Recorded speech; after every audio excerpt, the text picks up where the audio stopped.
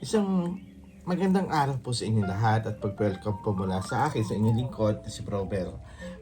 Again, neto ulit tayo sa munting kwentuhan pero this time may konting aral tayo mapupulutan dito. Patungkol saan ba to?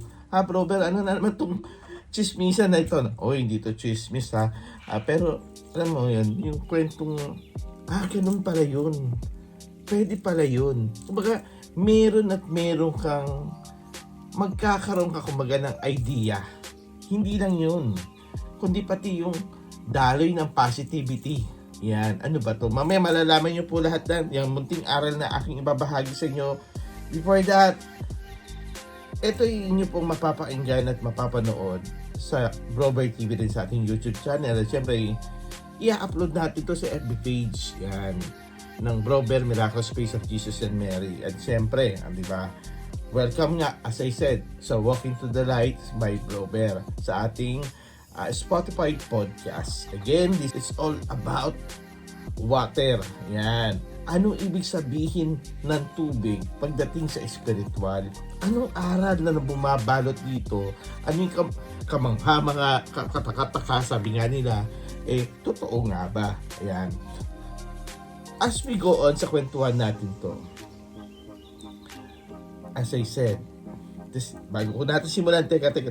Bago natin to simulan, siyempre, pasintabi muna po tayo o disclaimer tayo na ito ay base sa lahat ng experience ni Brober, sa kaalaman na dinownload din sa akin ng aral sa itaas at the same time, at sa tulong ng mga spiritual na mabubuti. And then siyempre, mga experience na hindi lang basta experience, kasi ginagawa rin ito ultimo ng iba't ibang lahi, no? May mga kanya kasi lang paniniwala, at yung paniniwala na yun, kagaya mo, may sarili kang paniniwala, sa iyo yan, ingatan mo, pagka mahalin mo yung paniniwala mo. Kung hindi ka naniniwala or hindi sapat yung na-explain ko about this one, at hindi to nagre-resonate sa'yo, okay lang po, wala pong problema. Ipagpatuloy niyo po yung nasimulan yung gawain. And sa pagsilip nyo, ayan, ay aking pinagpapasalamat sa pakikinig nyo sa akin. Maraming salamat din po sa inyo. Tapos pusong walang hanggang pasasalamat sa lahat na tunay na sumusuporta kay Brober. Yan din sa Brober na page natin, na patuloy na nanonood at nakikinig sa bawat live natin sa ating page at sa YouTube channel na lagi nakaabang. Huwag po kayo magsawa, no? At open po kayo sa mga bawat message po sa akin. Sisikapin ko po na matugunan, masagot yung mga katanungan nyo even sa ating Brober TV. Back to our story. Water. Ano ibig sabihin ng tubig pagdating sa spiritual? Yan ang ating pag-uusapan ngayon, na may aral na inyo pong pupulutan. So, bago tayo magsimula, beer muna tayo. Yan. Isang magandang paglilinis muna ng enerhiya sa paligid. At same time, sinamahan na natin ito ng iba't ibang klaseng kristal sa ating paligid. And ayun, dagdag enerhiya na rin yan. Ayan. Again, simulan natin sa kwentuhan na ito. Tungkol sa tubig. Ano kahulugan ng tubig pagdating sa spiritual at paano ito ginagawa? Okay. Magbibigay tayo ng sample at hihimay-himayin natin kung ano ang ibig sabihin nito. Ultimo, dun sa panaginip niyo at yung pwede nyo gawin sa inyong mga tahanan. Ayan. Pahala ka pa paano. Meron tayong ginagawa na something na pwede makabalanse sa ating mga enerhiya sa ating tahanan. Again, ang una nating pag-uusapan ay tungkol sa isang basong tubig. Ayan. Ako, itong may kagagawan nito, itong isang basong tubig nito, ito talaga may isang sanhi ng usaping ito eh. Ayan. Ngayon kasi, as we go on, sa mga mahal nating kapatid na Chinese, yan, mga naniniwala sa ganitong konsepto, at I do believe ginagawa nila to. And yung isang basong tubig na nilalagay sa harapan ng pintuan o kaya sa kusina. Ayan ang una natin topic, no? And Ano yung tungkol dito? Ayan. Nagpre-prepare ka ng isang basong tubig, nilalagay mo to sa harapan ng pintuan. Ako ina-advise ko, sige, okay yan, gawin yan. Palakasin natin. Dasalan mo pa yan. Dasalan mo ng time na panalangin mo. From the heart, yan. Para nang sa ganun, ang purpose niyan is magbigay ng positibong enerhiya, magbigay ng paglilinis, no, ng enerhiya sa paligid o sa labas ng bahay. At the same time, iyan daw ay pinaniniwalaan din na parang offering sa mga hindi nakikita o sa mga ligaw na kaluluwa or soul somehow na napapadaan na parang, teka sandali, itong taon to may respeto sa atin. Kumbaga yan, kahit sa mga hindi nakikita raw, yan ay isang way ng pagsabi na itong tahanan na ito, itong bahay na ito, may alam pagdating sa spiritual at ito'y respeto. Parang sign of offering na rin at the same time. Napakaganda raw dulot nito sa bahay. Kasi daw, ako personally, ginagawa ko to. Actually today, naglagay ako sa pintuan namin. Kasi, proven ko na sa sarili ko proven ko na kahit yung asawa ko, yung asawa ko, nagpe-prepare kanina, nilagay din dito sa loob ng bahay, doon naman sa kusina. Ayan. Kasi it is symbolize ng pagbalanse, lalo na kung ang loob ng bahay niyo is mas mataas ang enerhiya ng apoy, para mabalanse yan, is naglalagay sa altar ng tubig. Yung iba nag-iinsenso pa, yan. Habang nag-insenso, may tubig yan. Para mabalanse yung enerhiya ng apoy sa loob ng bahay. Kasi paano mo ma-recognize yung enerhiya ng apoy sa loob ng bahay pag sumobra? Is dyan yung laging may pagtatalo, may laging bangayan, pag mataas yung level ng, maraming issue, kumbaga, maraming nagaganap ng negativity sa loob ng tahanan. Ibig sabihin yan, mas mataas ang fire element sa loob ng bahay. Para lang mabalance ito, naglalagay sila ng tubig, no? Isang basong tubig sa altar. Yan. Para sa ganun, smooth yung pagkaano ng balanse, yung harmony sa loob ng bahay, yung pagiging maayos. Pasok na pasok yan. Totoo yan. Well-tested na namin yan. And then, doon naman sa labas ng bahay, bakit nilalagay doon sa pintuan is parang pangharang yan sa mga negativity at the same time. Kaya nilalagay. Applicable din ba ito pagdating sa negosyo? Ayun, magandang usapin. Pagdating sa negosyo, applicable din pa to. Personally, pinagagawa ko to sa mga kaibigan ko na may mga negosyo o yung mga lumalapit sa akin. Marami na akong tinulungan, marami na akong pinagawa tong gantong bagay nito. Kasi noon pa to nung download sa akin, ako, wala man akong idea tungkol dito at nagtataka ako sa spirit guide o sa gabay, sa higher being, sa itaas, binanggit to sa akin. And sa mga first time na nakikinig sa akin, ayan, totoo ba yung naririnig namin? Ayan. Basta, as I said nga sa inyo, may hiwaga, katakataka ang kwentuhan na ito tungkol sa ganitong klaseng aral, no? Anyway, back to my topic. Doon sa tubig na nilagay nyo sa labas ng bahay, ito yung pangharang daw sa mga negativity. Ngayon, sa negosyo, ganun din yan. Personally, ako, nasa ibang bansa kasi ako iba't ibang lahi at kahit ibang sekto ng relihiyon nila or what, meron kaming napansin. Kami magkasawa, napansin namin to. Sa mga pinupuntahan naming mga kailala namin ibang lahi na may negosyo, nakikita namin na nagsasaboy sila ng tubig sa harapan ng tindahan nila, sa harapan ng kanilang negosyo. Hindi para para magdinis, hindi. Ito'y patungkol, kasi naitanong ko to sa isa naming kaibigan na ibang lahi. Sabi namin, bakit parang basa lagi yung harapan ng tindahan ninyo tuwing sa umaga na pag napapadaan kami namin sa kanya. Sinagot kami ng kaibigan namin. In-explain niya sa amin kasi daw yun para sa kanila paniniwala is way daw yun ng paghikayat ng mga potensyal na mga buyer nila sa negosyo, sa mga tindahan nila. At the same time, tanda raw yun ng paglilinis ng spiritual sa mga negativity. Kumbaga pagtataboy nila sa kamalasan, sa negativity, at tanda daw yun ng pagbalanse. Ayan. Yun ang mismo sinabi sa amin, natatandaan ko yan.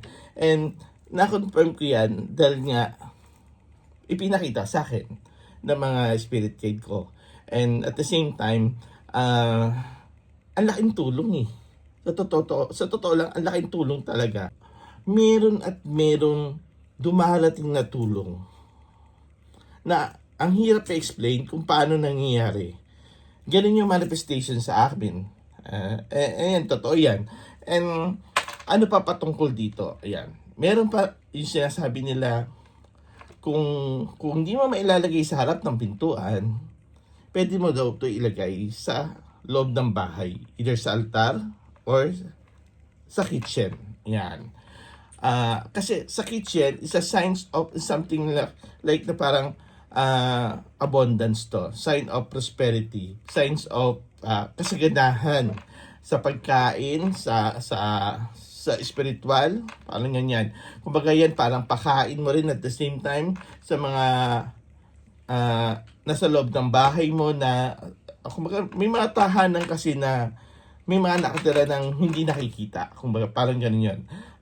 Kumbaga yan, parang ibinibigay mo rin sa spiritual. Ayan. And meron pang, isa pang dinownload din sa akin, natatandaan ko rin, na yung patungkol naman po dun sa pagdating sa pagbagong lipat ka ng bahay. Yan. Isa sa mga pinagagawa ko rin yan na ang isa sa mabibitbitin mo ay tubig. Yan. Bakit tubig? Yan, signs of prosperity, signs of purity, signs of paglilinis. And yan din yung pinapasaboy ko rin sa kanila pag bagong lipat sila. Yan. And dinadasalan nila at nagmamanifest sila ano yung mga gusto nilang gawin sa kanilang tahanan. Ayan. Isa yan sa mga pinagagawa ko rin. And then, ano pa ang pwede patungkol sa usaping tubig? Ayan. Ngayon, babalikan natin yung tubig na nilagay nyo dun sa harapan ng inyong altar. Ano ang kahulugan nito? Ano dapat ang makita nyo dito sa tubig na nilagay nyo sa isang baso? Pinaniniwalaan to kasi, traditionally na to, may mga nakasanayan ng nagawin to, ng iba't ibang lahi or what. Pinaniniwalaan to na pag yung basong nilagay mo sa may altar ay nakapag-produce ng maraming bubbles, may enerhiyang at spiritual na siyang nandoon sa lugar na yon or something like dun sa area na yon, yun ay siyang gumagabay, tumutulong, nagbibigay ng proteksyon. Kumbaga yan, maaaring mga spirit guide ninyo o yung mga ancestor nyo na siyang bumibisita, nasilip sa inyo o whatever. Ako, I'm going to take this, tatanggapin ko to kasi may positibong hatid sa bagay na ito. Kumbaga sa akin, titignan ko siya sa positibo. Ay, thank you. At ako yung dinalaw. Ay, thank you. At pinadalan mo ako ng mabuting spiritual. Yan yung mga iisipin ko. Kasi, ang nilalagay ko sa tahanan ko, kumbaga, is yung positibo, liwanag. Yung enerhiya na siyang tutulong, ano man yung minamanifest ko. At yun ay nasa altar pa. I do believe with this thing kasi lagi kong nilalagay yung ganitong sitwasyon sa positibo. Yung magiging maganda ang magiging resulta kung ano man yun. And at the same time, it symbolized ng purity and clarity, kumbaga, sa mundo ng spiritual ang tubig. Kaya may mga things din akong ginagawa na let's say, yung mahal na sa buhay, na mayapa, or ito'y namaalam na sa atin, kumbaga, ako'y nag-o-offer ng tubig dun sa altar. At sinasabi ko, ito'y ay aking pabaon sa inyo bilang pasasalamat at walang hanggang pagmamahal at yakap mula sa akin patungo sa inyo. Yun ang aking laging ginagawa. O kahit pag dumating yung kanilang kaarawan o pag-alala sa kanila, lagi ako naglalagay ng isang basong tubig sa altar to offer for my loved ones from the other side. Kumbaga, yun lang. So, as individual, nasa sa inyo kung if you're going to do it o paniniwalaan nyo. Basta't ginawa ninyo to, laking tulong para dun sa mga kaluluwang nandun na mayapa na. At the same time, dun sa inyong tahanan, may positibong hatid. Ito pa isa pang pwede nating magawa no sa harap ng pintuan. Ina-advise din na para maging magaan ang pasok ng grasya o pinansyal, maliban dun sa tubig na nilalagay natin sa gilid ng pintuan sa may labas, ako ginagawa ko rin yung nagsasaboy ako sa mismong pintuan. O kaya, kumukuha ako na malinis na pamunas, binabasa ko yun ng tubig, no? Yung pagbasa ko nun, walang asin wala. Kahit yung baso nasa gilid ng pintuan, hindi ko pinalalagyan ng asin. At may rason yun kung bakit. Ang ginagawa ko, pamunas na puti o pamunas na kulay pula. And then, binabasa ko siya ng tubig. Then, sa ako ipupunas yun. Sa paganon. Yan, paganyan. Tapos, sa katawan ng pintuan. Ganun ang ginagawa ko. And, yun ang way ko para iparamdam sa spiritual na itong pintuan na to ay may basbas. Ayan. O kaya sign of the cross ako dyan sa may pintuan. Na gamit ay tubig na dinasalan. Same din yung pinunas ko, dinasalan ko muna yung bago ko ipunas. It's a way of blessing your house. Yan yung pinaka-main. Kasi ang pintuan po kasi ay bunganga po yan ng tahanan. O yan ay pasukan ng mga enerhiya ng frequency or vibration somehow ng bawat taong pumapasok sa iyong tahanan o yung mga bumibisita. Kung ikaw ginawa mo to at may tubig ka sa gilid, kumaga para kang nagkaroon ng scanner, no? Eto, mataas ang negativity nito. Teka, lilinisin ko muna to. Parang ganun, kumaga in short, sinasala niya yung mga pumapasok. O kahit ikaw yung nakatira sa bahay na yun, hindi mo rin kasi masasabi kung ano yung nadala mo pauwi ng bahay. O sino man yung sumama sa'yo. Kung may ganun ka, teka sandali, may checkpoint dito Hindi ka pwede pumasok. Ganun nagiging function ng tubig, no? Sa harapan ng pintuan. Naku, brother, nababawasan. Nauubos yung tubig na nilagay ko ron. Be thankful. Dilagyan mo uli. Diba? Bilang solusyon, dilagyan mo uli. Tuwing kailan? Ako naglalagay tinatapat ko siya ng Tuesday or Friday. Sa lahat ng nilalagay ko doon, lagi yan may dasal. Then, sineseparate ko yung tubig at saka asin. So, sinasabi ko din yung asin, pero separate yun. Hindi ko nilalagay doon sa lagayan. Bakit kamo? Kasi may gumagawa, bro, naku, mali yata yung nagawa ko. Ba't ano ba ginawa mo? Sabi ko sa kanya. Kasi bro, yung tubig nilagyan ko ng asin. Ilang araw pa lang, namuo na yung asin. Ang dami niya na nakuhang negativity pag gano'n ang ginawa mo. Ako hindi ko siya ina-advise sa labas ng pintuan. Na yung isang baso lalagyan mo ng asin, sa akin, no yan, a big no sa akin. Kasi, kung yung pintuan mo, daanan ng mga tao at nataon na marami kang kapitbahay o dikit-dikit yung bahay ninyo. Yung mga dumadaan, para sa akin hindi ko lang alam sa iba or ako kasi ganin ng ano ko ang explanation ko doon ang sagot sa mga nagtatanong ng tungkol doon, hinihigop ng tubig na may asin yung mga taong dumadaan yung kanilang mga negativity.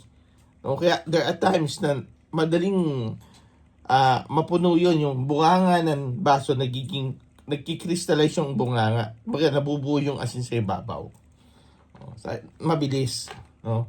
Ako hindi ko siya pinagagawa. Okay lang sa loob ng bahay yung ganon. Ayun, mas okay sa akin sa loob ng bahay kung gagawin mo yun, yung tubig na may asin. But, yun ay may patungkol sa pagbalanse ng negativity at sa positivity na ginagawa mo. Para sa akin, hinihigop niya yung mga negativity. Kaya nagkikrystallize yun at the same time, spiritually.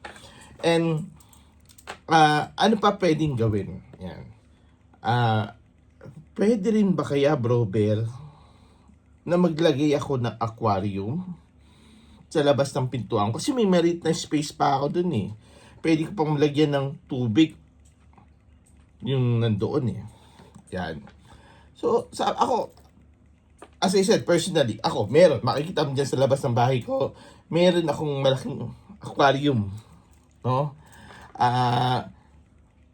May mga alaga akong isda doon. And then, yun ay, ano lang naman yun, kumbaga ordinaryong aquarium lang. Kumbaga, hindi siya yung salt water. Kumbaga, yan ay plain water. Kumbaga, yung mga pang-ordinaryong isda. Kumbaga, nilalagay ko at ba't meron aquarium? Kasi, pagdating mo ng bahay, nakakatuwa pagmasdan mo, positivity ka agad eh. Nakakatuwa ka, mga alaga mo nandun sa labas ng pintuan mo, mga isda mo, okay na okay, di ba? Ang linis ng aquarium mo, parang ganun. And then, pag lalabas ka ng bahay, makikita mo na naman yung alaga mo, nandun sa, di ba? Kumbaga, yun, para sa akin it's a way of positivity na pakiramdam. And it will attract, papasok ng bahay mo, yung positivity na ramdaman mo. Kung meron ka mang nagmo-mood swing ka, nagpabago yung timpla ng pag-uugali mo, yung mood mo. Di ba pag dating mo pa lang, meron ka makikita ng good things sa bahay, sa labas ng pintuan mo. And nakakaiba ng pakiramdam. Ang nagmamanifest doon ay yung positivity na pakiramdam mo. Kaya pinapasok ko rin sa bahay. Which means, nadadagdagan yung pagbalanse.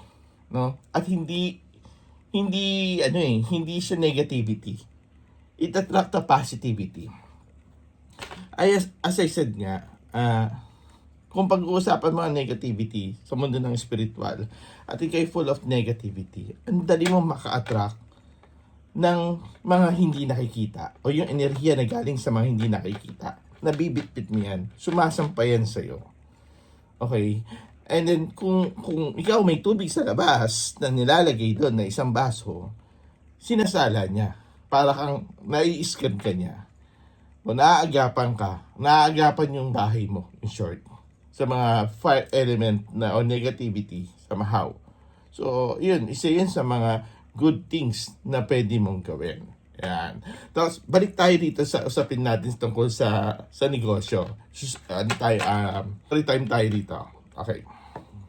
At marami akong natulungan, proven na itong pinagagawa ko. Dun sa may mga negosyo, ang pinagagawa, bro, ang tumal ng benta namin. Baka may way ka ba? May parang ka ba? Kahit paano, gumaan-gaan at makapag-attract ng mga tao na para bumili sa amin. Ang ina-advise ko, ganito Isa sa mga miyembro ng pamilya na may malakas na pagbibigay ng basbas, actually talaga, ang tatay o yung ama ng tahanan. Secondly, para sa akin, yung anak na lalaki, okay, panganay man yan o bunso or what, ang pinagagawa ko is ganito. Uy, tawagin mo si bunso o tawagin mo si kuya, yung lalaki, ayan, na panganay o yung bunso. Pagsuotin mo ng pulang t-shirt o kaya pulang t-shirt, pasuotin mo o kaya yung kulay green na t-shirt. Tapos, patayuin mo dun sa labas ng pintuan. Bit-bit yung isang basong tubig. No? And then, dasalan mo to. And then, ipasaboy mo yon sa harapan. And then, magmanifest ka ng mga bibisita ng mga tao na potensyal na bumili sa negosyo mo, sa tinitinda mo. Yan ang pinagagawa ko. And talaga may mga nagsasabi sa akin, bro, very effective yung pinagawa mo. Umangat yung ano namin, yung benta namin, mas magaan, mas naging okay. Maraming salamat sa iyo, bro, sa tulong na binigay mo. Ako ilang beses na yung ganyan ng same scenario eh. So sabi ko, oh wow, talaga. Kaya nga very thankful ako sa pinipid sa akin ng mga nasa itaas, ng mga ganyan. Kahit ako, ang hirap i-explain para patunayan or what. Ang nagiging patunay mo na lang dyan yung mismong taong mga nakakaranas ng tulong na ibinibigay ng inyong lingkod. And hindi ako magtataka kung sa isang comment dito, bigla, ay totoo po yan, ginawa namin yan, ganito. So ako very thankful ako dyan sa mga patunay na yan. Again, ito, meron pa akong sasalaysay sa inyo tungkol na naman sa spiritual na ang tulong ng tubig nito. Pagdating sa usaping paano naman, brother, okay po ba na maglagay kami ng tubig malapit sa higaan namin? Ayan. Iyan ang isusunod nating usapin. Yung katanungan na ito, kung pwede nga ba maglagay ng tubig sa gilid ng higaan and hayaan to doon habang ikaw'y natutulog, kung pwede ba itong gawin? Sasagutin kita ng diretsyung oo. Bakit? Ito yung explanation yan. Pero kasi hindi lahat ako I do believe na hindi lahat ng gantong gumagawa or nakakadig ng gantong gawain ay naniniwala. Nandun ako sa process na yun na I know hindi lahat ay naniniwala sa ganito. But para sa akin, ito yung explanation na sa bagay nito kung bakit ka naglalagay ng tubig dun sa gilid ng kama mo. Ito ang function yan. Isang basong tubig sa gilid ng kama, ano purpose? Ang purpose nito na habang natutulog ka, yung tubig nito either sa gilid ng kama mo or sa ilalim ng kama mo, ito yung nagbibigay ng balancing enerhiya habang nakahiga ka o natutulog at nagpapahinga ka. Paano nangyayari to? Through spiritual, ina-absorb ng tubig yung anong merong negativity sa katawan lupa mo, spiritually. Ayan ang function yan. And then paggising mo, ano na mangyayari, bro? Pagkagising ko, pwede ko ba itong inumin? Or paano? Ako, ina-advise ko, hindi ko siya pinaiinom. Pero sa ibang lahi na gumagawa ng ganito, ang paniniwala naman nila, pag ininom mo daw to, is parang nagdadagdag ng lakas sa'yo. Yan. Ako naman, para sa akin, minabuti ko na ipatapon to. Sa kung saan nyo pwedeng itapon sa CR, ganyan, pwede nyo itapon diretso doon. Pag naglagay ka ngayon, kinabukasan, itapon mo na kagad. Bakit? Para sa akin, kasi marami nga inalis sa iyo eh. Diba? Kung iinumin mo to, parang ibinalik mo lang din sa'yo. Oh my God! Yun ang pagkakaiba ko doon sa ibang sinasabing pag ininom mo to, nagdadagdag ng lakas or ibang enerhiya doon sa after mo itong ilagay sa ilalim ng kama o gilid ng kama. Ako, pinatatapong ko siya. Okay. Paano mo malalaman na may mga nahigop tong enerhiya na hindi maganda? Yung isang basong tubig niya, makikita mo napakaraming bubbles na maliliit. They do believe na yung mga bubbles na yun, simbolo yun ng negativity inalis sa'yo. It's something like, hindi siya nalalayo dun, if you remember, dun sa egg cleansing. Diba? Pag may nakita may mga bubbles on the top o sa gilid, na ibig sabihin, yan yung mga inalis. Same thing dun sa tubig na plain. Yan. Prepare ka isang basong tubig, dasalan mo, na parang nag-uutos dun sa tubig na pwede bang pakialis lahat ng mga negativity sa katawan ko? O anumang klase ng sakit na meron ako, pwede bang ayusin mo? At dagdagan mo yung enerhiya ng katawan ko, linisin mo habang ako'y natutulog. Yan yung mga dapat mong binabanggit pag ginagawa mo to. Either sa ilalim ng tubig or sa gilid ng kama mo. Ayan. May isa pang halos parehas dito. Ito naman this time, pinagagawa ko rin to. Yung pinagagawa ko naman to ay yung isang basong tubig, pinalalagyan ko ng asin at saka ng daon ng laurel.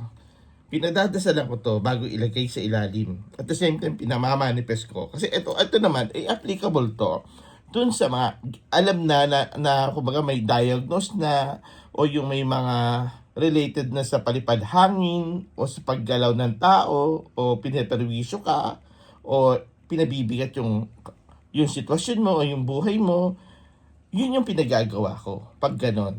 Hindi lang siya simpleng paglilinis but it's something like talagang spiritually, alam mo na sa sarili mo na ginagalaw ka o pineperwisyo ka ng ibang tao o ano pa man. Kaya yun ang pinagagawa ko. And then yun, pinakikip ko yun for the whole 1 week. Isang linggo ko yun pinakikip. And then Tuesday, pinalalagay ko sa ilalim ng kama yun, sa gilid ng kama. After 1 week nun, pinatatanggal ko na. Okay. Tapos kung gusto mong ulitin, make it sure na Tuesday or Friday muli siya ilalagay at dadasalan mo rin uli yun. Yun. Pag habang dinadasalan, siyempre magsindi ka ng kandila, patunog ka ng bell. Ganon. O kung gusto man, may kristal ka, i-ano mo yung kristal doon. Samahan mo sa gilid, no? Pwede. O kaya yung tubig na gagamitin mo, pag ito isang basong tubig, lapag mo yan, hawak ka ng kristal, buhusan mo ng tubig, yung kristal, pinadadaan mo yung tubig sa kristal. Oh. It's something like a good positive energy versus the negative energy na gusto mong alisin. Yun ang nakakatulong yan. Very effective din po yan. Marami na rin yan na tinulungan at sinasabi sa akin, bro, pagkagising namin o pagkagising ko, iba yung naging pakiramdam ko. Ang gaan-gaan. Then, parang dati-rati gigising ako, yung inisip ko nung gabing yon na problema, paggising ko parang wala na akong paki. Parang okay na. Parang yan, naniniwala na God will provide, and at the same time, parang hindi na nagmamatter sa akin. Hindi kagaya dati na pag matutulog ko, yun na iniisip ko. Pag gising ko, yun pa rin ang iniisip ko. Tapos pakiramdam ko, ang bigat-bigat. Ngayon bro, pag higising ako, ang gaan-gaan ng pakiramdam ko. At saka, ang sarap ng tulog ko, bro. Yan ang madalas kong nadidinig sa mga taong pinakinggan yung advice ko, sa mga taong nakinig. Na hanggang ngayon, ginagawa pa rin nila. Kasi sila mismo, naramdaman nila yung gaan. Gaan ng pakiramdam, gaan sa pag-iisip, gaan ng buhay. Yun yung mga naging resulta o yung outcome ng patungkol dyan sa tubig na spiritual. Ayan. Diba ang ganda? Ang daming yung insight, ang daming mong, pwede pala yun. Okay. Masubukan nga. Sana ganun Ganun lang tayo mag-isip di ba? It is something like, pag ginawa mo itong mga bagay nito, simulan mo muna sa sarili mo na pagkakaroon ng positibong pananaw. Para ang resulta nito ay positibo rin na makakatulong sa'yo. Ito, yung iba kasi gagawin pa lang, napupuno na kagad ng pagdududa, effective kaya to? Tatalab kaya to? Ay, dun pa lang huwag mo nang gawin. Pag gano'n ang takbo ng isip mo. Kasi ikaw mismo, parang ang nilalagay mo sa basong tubig, negatibo kagad. Wala, in doubt ka Gawin mo muna, paniwalaan mo. Pakiramdaman mo kinabukasan sa mga susunod na araw. Ano naging resulta ng ginagawa mo? Ano naging outcome? Diba? I-assess mo yung sitwasyon mo. I-assess mo yung sarili mo. And do it. No, gawin mo siya ng buong puso mo na naniniwala ako. Tatulong ng itaas syempre. At sa panalangin nito, ang manifestation ng tubig na ito ay tanda ng pagbabasbas. Di ba nga, kahit sa Bible, di ba? Ano ginagamit ng itaas? Diba tubig din? Diba?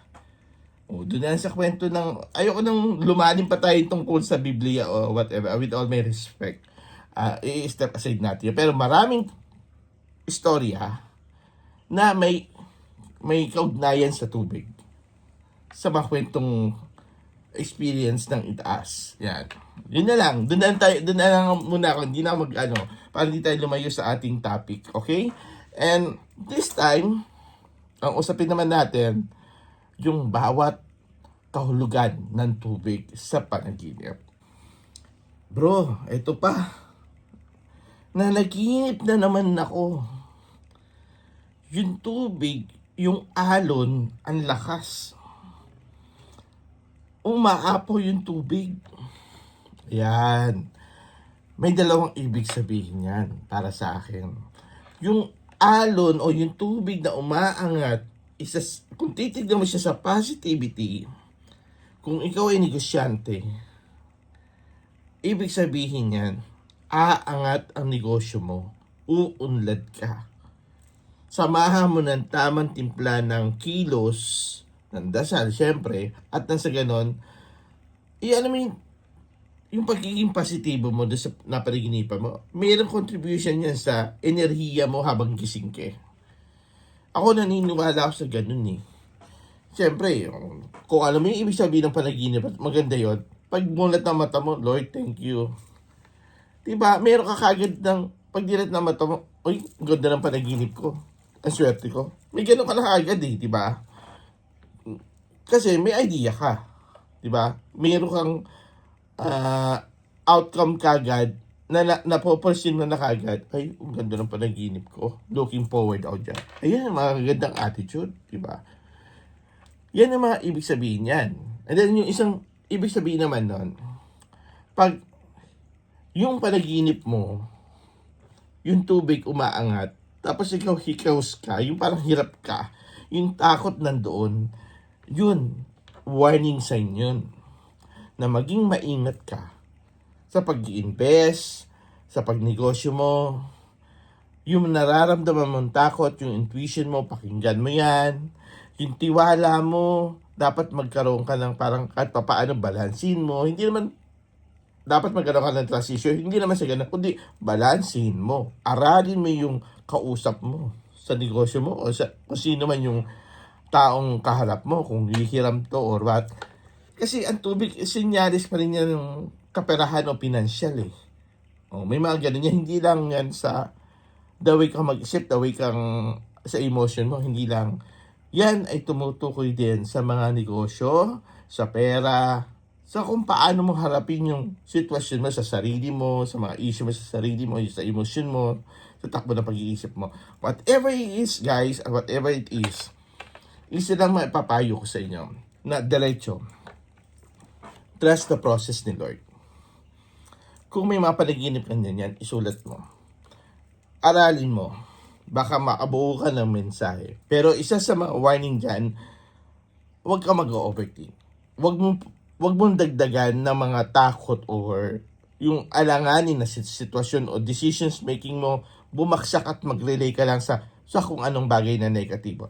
Always put into positivity and manifest the good things.